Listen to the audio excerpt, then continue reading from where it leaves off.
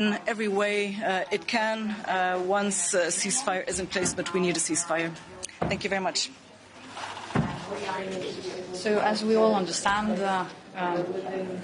hopes of possible peace negotiations are at least naive. One will look what is happening in Ukraine, what just happened yesterday, when 23 people were killed in Kiev, when diplomatic missions were bombed, when we see that all Putin is doing is really stalling, actually cheaply buying time to kill more people and to imitate sort of willingness to maybe stop his own murderous actions. So Lithuania is going to keep supporting Ukraine.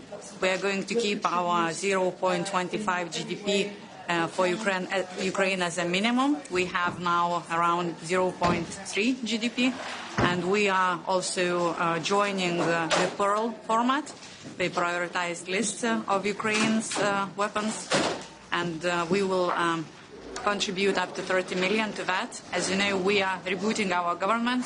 We are going to finalize in a couple of weeks, and we are going to start this process as soon as possible. We are also going to contribute to acquisition of Patriot systems for Ukraine. And in the coalition of the willing, you've seen that Lithuania from the very beginning has had a very clear stance. If we will be needed in Ukraine, if finally the ceasefire will happen, then we will go to the parliament, we will talk to our political parties. Lithuania's position is very clear. Putin is not to be trusted. Will you be discussing security guarantees today, and how should they look like? Well, the best security guarantee is twofold: strong Ukrainian army and pressure on Russia. Secondary sanctions on Russia would be the first and most efficient method, most efficient mechanism to stop cash flow to Russian war machine. After seeing Putin, what is Putin doing and not doing, did Washington fail at the end? I think that this process is ongoing. Regretfully, nobody thought of anything better than Washington is doing, so we really commend all the efforts that are trying to bring us closer to saving Ukraine. But one thing cannot happen. We cannot, in this world, which is still based on international world order, on international rules, we cannot trade land of independent countries. But what I see from what is happening in the United States, their narrative of assuming the bigger role in security guarantees for Ukraine is really giving us hope. It's very, very important. So, sorry. Given your position at the east of Europe, do you see enough solidarity among the EU 27? Well, I've seen a very positive progress. When we look at defense financing, we were in a very small minority talking about necessity to have 5% for defense. We have made our decision in January this year, but in Hague Summit, as you've seen, even with longer dates and formula 3.5 plus 1.5, but 5% is understandable and agreeable to everyone. So the progress is very positive. Do you believe that boots on the ground are also a viable option for security? I'm sorry? Do you believe that boots on the ground are also a viable option for security guarantees? Well, for that, the ceasefire must happen. Does Putin want ceasefire? So far, I don't believe it. What would be the motivation for Putin? Pressure, sanctions.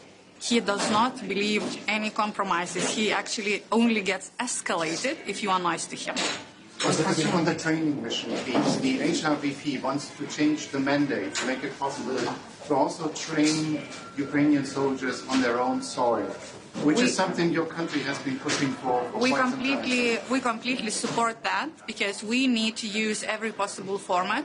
We need to be where Ukraine needs us to be and to actually be as efficient as possible.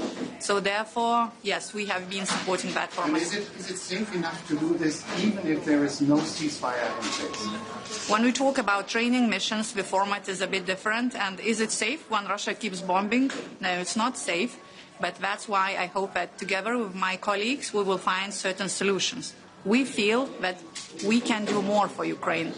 Ukraine is what stands between us and Russia.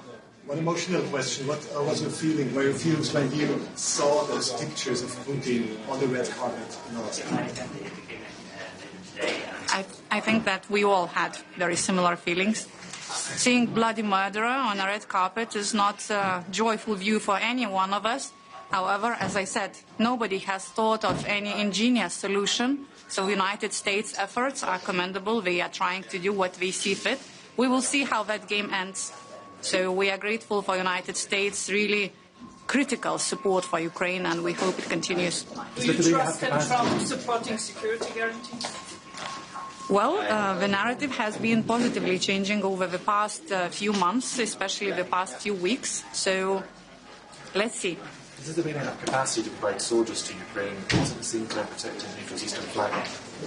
Sometimes it's not about what you want to do, sometimes it's about what you have to do. So as you know, we are all really rebuilding or strengthening our armed forces very fast.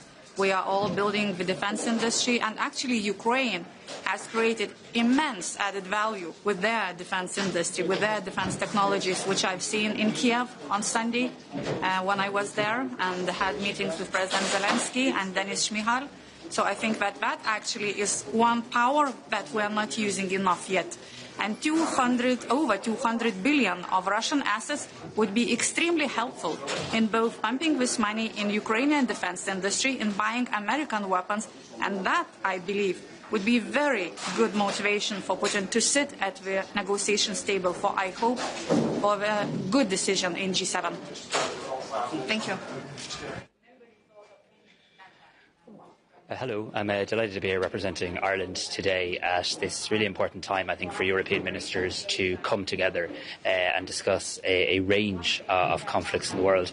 I must say I'm absolutely appalled by the actions of Russia in terms of the attack on Kyiv and indeed the attack on the European delegation.